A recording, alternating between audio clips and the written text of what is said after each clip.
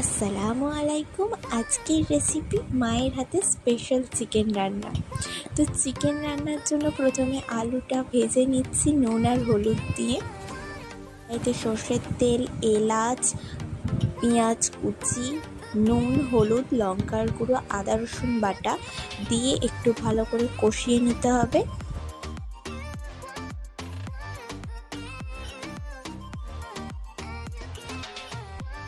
মাঝে মাঝে অল্প করে জল দিয়ে মশলাটাকে ভালো করে কষিয়ে নিতে হবে যাতে মশলার গন্ধ না থাকে।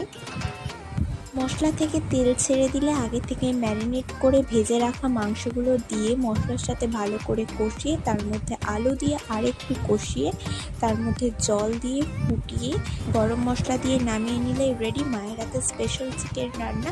আজকের ভিডিও এতটুকুই, দেখাবে নেক্সট ভিডিওতে। আল্লাহ হাফেজ।